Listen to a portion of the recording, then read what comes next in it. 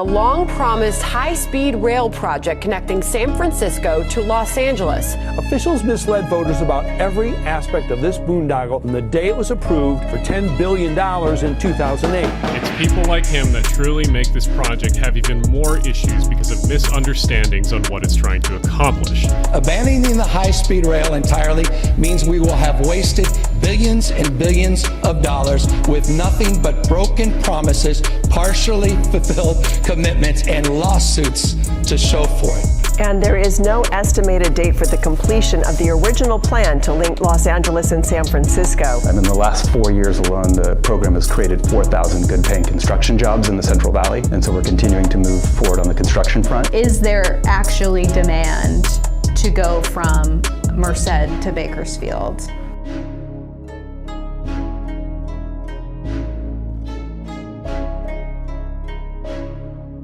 Please exit through the rear door.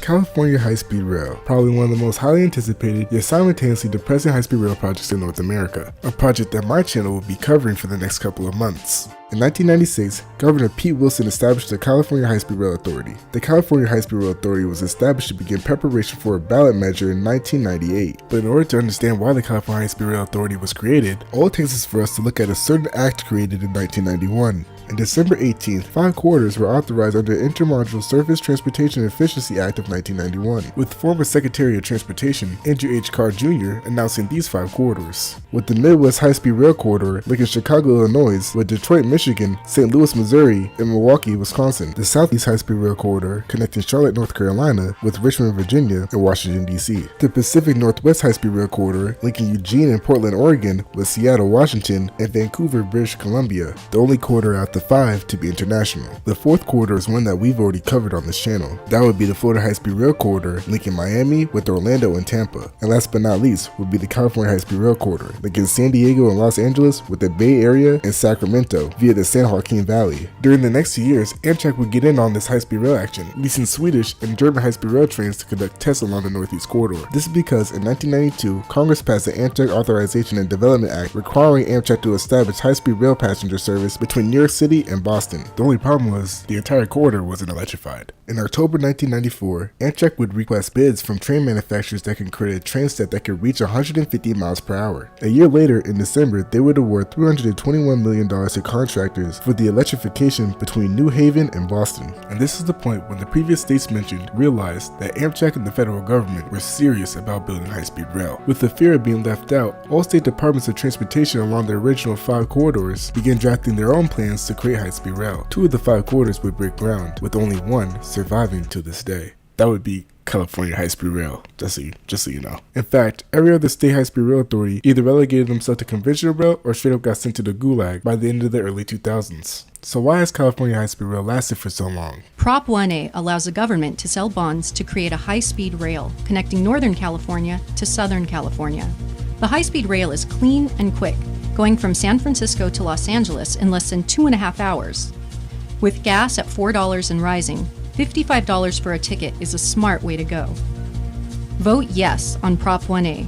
Proposition 1A, also known as the Safe, Reliable, High-Speed Rail Train Bond Act for the 21st Century, is a law that was approved by California voters during the November 2008 state elections. This ballot proposition would allocate funds to the California High-Speed Rail Authority. The proposition was supposed to appear 4 years earlier during the 2004 elections. The proposition would be delayed for 2 years and would appear in the 2006 state election because of budgetary concerns raised by former Governor Arnold Schwarzenegger. I've heard your voices loud and clear.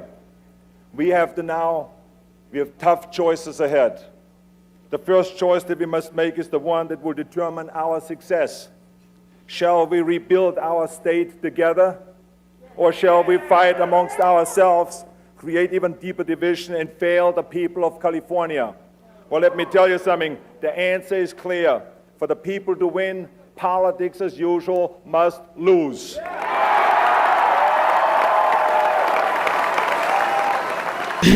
At this point, I'm gonna hand it off to one of my colleagues who would probably be better at explaining this part. You know, given the whole vibe. Here you go. Thanks, Real. Yeah, no problem. I look up to Arnold Schwarzenegger. He's my idol. Just like in the Terminator franchise, former Governor Schwarzenegger couldn't help but be one of the main protagonists for our story. Surprisingly, our protagonist was a moderate Republican, the type that would still scream socialism at any government spending and ownership. Yet, Terminator would actually invest in infrastructure, allocating the California High-Speed Rail Authority $14.3 million in infrastructure funding. It wasn't much, but it helped get the ball rolling. The funding included a completion of a financial plan, project management, identification of critical rights-of-way acquisitions, development of a simulator for planning system operation, public information, and $9 million for the beginning of the detailed project design and related environmental studies. The governor would delay the proposition again from 2006 to 2008 to avoid competition with a larger $222.6 billion infrastructure bond, Proposition 1B, which passed in 2006. The original proposition was going to appear as Proposition 1 in the 2008 general election, but the state legislature enacted Assembly Bill 3034, which replaced it with an updated proposal called Proposition 1A. The updated measure included an additional funding requirement and oversight for the authority. Anyways, I'm done here. Thanks Banks Rail. No problem, RoboRail. Look out for me in the 2040 elections. Yeah, I will be running under the name Jim Bob,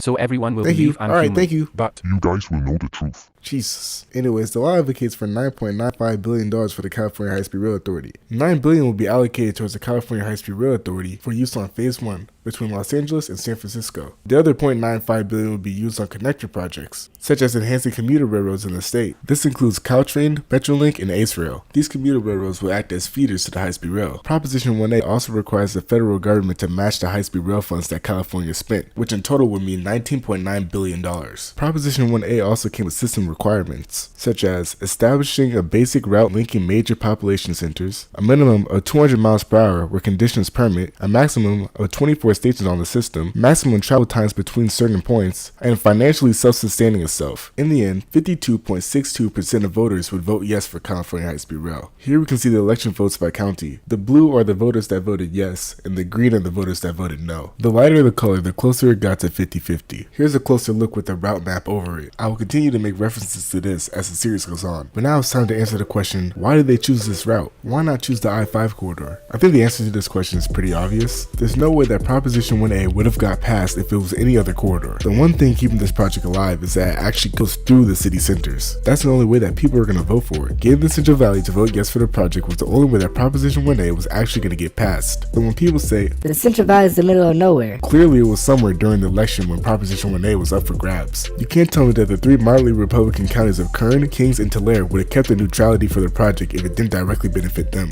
For example, Tuolumne and Calaveras are also two moderately Republican counties. But since the high-speed rail route didn't directly benefit them, a larger majority of them voted no. Even though 2 counties away in Madera, another moderately Republican county that was actually getting high-speed rail, stayed neutral. The pattern is blatantly obvious. If you want people to vote yes for your state projects, then you need to know your state demographics. And the California High-Speed Rail Authority definitely did their homework. So that's it for this video. 200 likes for the next video of this series. As always, if I earned your like and subscription, I love you. And if you made it this far in the video, thanks for watching.